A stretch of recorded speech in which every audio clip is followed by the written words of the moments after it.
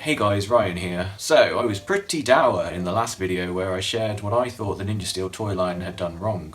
So for this one, I thought I'd concentrate on when things go right. Power Rangers, in a sense, is one of those brands where it's the same thing every season, but that's a lot of plates spinning at once, and in order to be considered a success, you've got to have all the pieces fall into place. Dino Charge reminded us that when you can do this, it works really well. So here's 5 reasons why Dino Charge was Bandai America's last great Power Rangers toy line. Number 5. Zords are nearly perfect. So Zords are always a big one for me. While Bandai America's reinterpretation of Bandai Japan's toys, including Zord Builder, can bring its share of problems, Dino Charge as a season was one that really pleasantly surprised me. They're smaller, that's a given, but they're not as bulky, and that means that when you get into the combinations, they're not as cumbersome. And because the Megazords in this season comprise an average of 1 to 3 Zords, they're generally bigger than what we're used to in the first place, which means there's a lot of great detail. Admittedly too, there's no sounds, another obvious one. So sadly, there is no samba dance when bringing them together. There's less paint than the Kaio Ryuga originals. That's been another obvious one since the dawn of time with Bandai America, but what I've always liked about them is that they still give you the detail to fill it in yourselves, which is something I've done with mine, and they definitely look all the better for it. Other than the size difference, it becomes very difficult to tell them apart once you've got them all painted up. Of course, they introduced a few unimprovements. There's unfortunately no shield mode on the blue Stegosaurus shield. Pink Triceratops doesn't have the swinging horn headgear like they did in Japan. Zords with longer front arms like green and black don't fold up as neatly as they did in Japan. The batteries unfortunately stick out of the front of the dinosaur mouths in most of the Zords. Plus, as I've already talked about in another video, the Dino Charge backpack, where they questionably made it one big hunk of plastic instead of a dock for your Dino Chargers. Because of the nature of the combining method on Dino Charge, luckily because of the Dino Chargers, Zord Builder much less of a thing than normally, and on the Plesiosaurus Megazord, not even there. At the opposite end of the quality line though, the T-Rex Zord shoulders are very loose, and you find that when you combine it with the bigger Zords, he struggles to lift his arms and keep them there. That's all because of Zord Builder not being strong enough to take the weight. Those are some of the more negative aspects of these Zords, but otherwise they are great. In a decade where they'd taken the symbol mode off the Samurai Zords and the door gimmick off the Super Megaforce Legendary Zords, the Dino Charge Zords come out startlingly well. And obviously they improved on the notorious clip breaking issue which plagued the Japanese Kaio Ryuga toys and actually put me off buying those in the first place. Number 4. Good original ideas. So Bandai America by this point were pretty well versed in giving us some unique Zords that don't appear on the show. What they were kind of gifted by their counterparts in Japan and capitalised on really well for Dino Charge were additional Dino Chargers that didn't have Zords, at least not until Bandai America got involved. They ended up giving us 4 totally unique Dino Zords linked to existing screen-accurate Dino Chargers. They look brilliant, they look like they are meant to be in that Zord line. It can also actually be quite fun to create your own Megazord using this whole miscellany of options they've given us. My favourite is one that I termed the Under the Sea Megazord, where you use either the T-Rex or the Spinozord as the base, and then add to it Archelon, Ammonite, Dinosuchus, and the Plesiosaur. The ports on the Dino Charge Zords were so much better than Zord Builder, because they helped establish rules of what would actually work in what place. Whereas Zord Builder customs more often than not look grossly disproportioned. Not least in that they put the ports at different angles, so limbs from different Megazords rarely work together very well. This method, which is totally unique to the Dino Charge toy line, is what Megazord customizers have been waiting for. Later on, and only released in the Americas, Bandai actually got in on repaints for the Zords and roleplay gear. They actually made it possible to complete a black and gold version of the Dino Charge Megazord, which was really cool given that concurrently to it they were releasing black and gold versions of the Season 1 Mighty Morphin Zords, and I think a lot of collectors thought, that's different. But yeah, awesome for kids as well.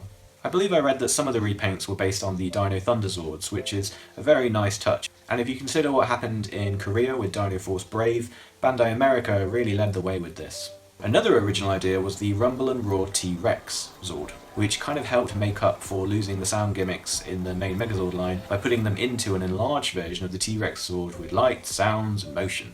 I remember seeing this in Toys R Us Times Square and thinking, kind of cool, kind of big, kind of unnecessary, I only want the combiners, but for kids, brilliant toy. Also, it played the Power Rangers theme, of course it did, and it interacted with different batteries, and it did that spinning thing. So yes, overall, great for younger fans, and another great integration with the battery gimmick. Bandai America went even further with the roleplay line. They included a Dino Superdrive saber, which I must admit I looked at quite a few times, but didn't actually buy it. It featured a revolver slot at the sword hilt, so that you could insert more batteries there. Really cool idea. Number 3, staggered releases.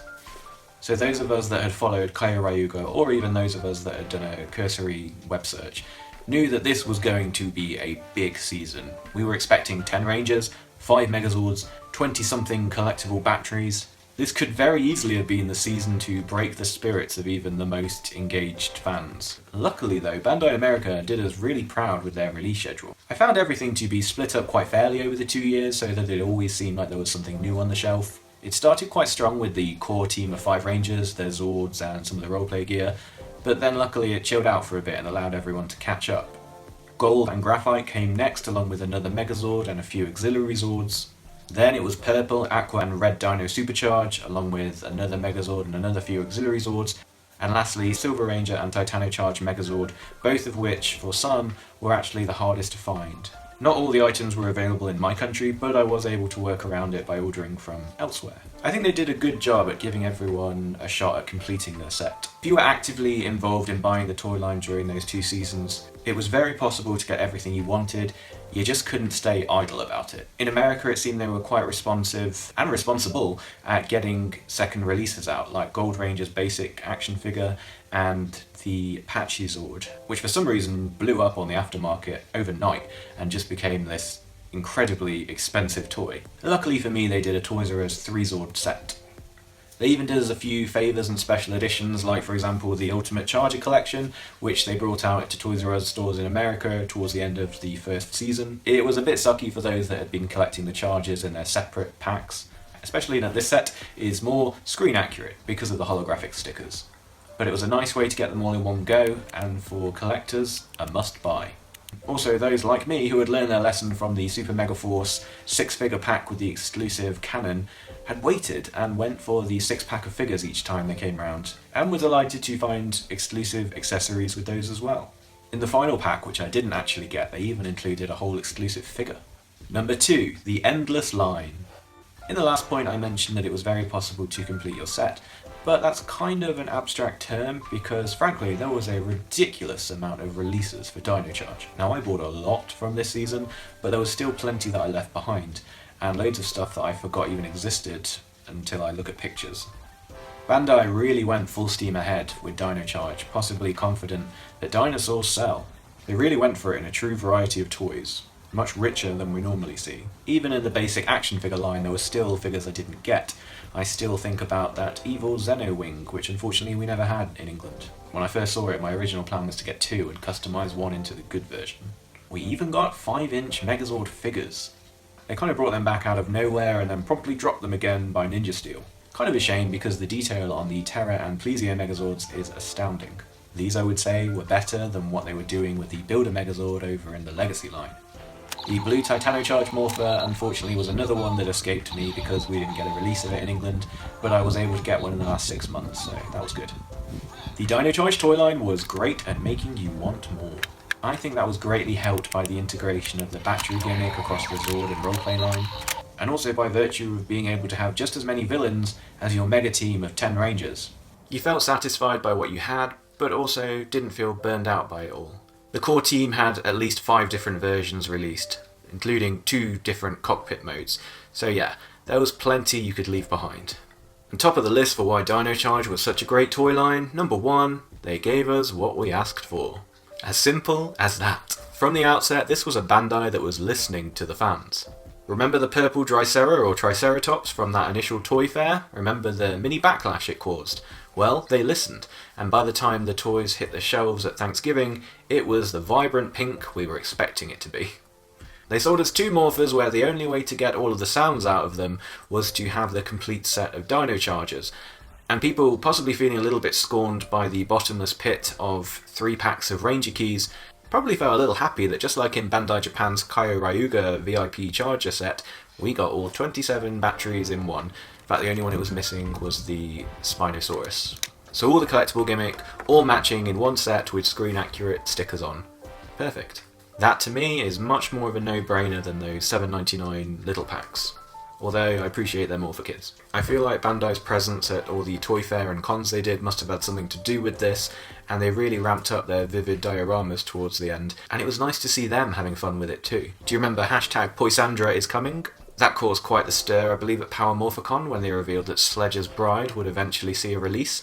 I think eventually they got her out during the start of the Ninja Steel toy line. But the fact that for the first time in Power Rangers toy line history we had the regular main villains all in the same scale, all of them, was really quite astounding. In a year where they could have just as easily have dropped the ball on baddies given the sheer amount of Ranger figures they had to get through, it was a real win for us. About that, in our first season where there were 10 Rangers, they gave us all of them, and different modes for most.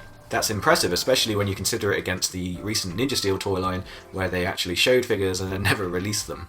And actually more than just the main 10, what about Supercharged Red, the Albert, the original Purple Ranger, and Black Ranger in Dino Armor X mode?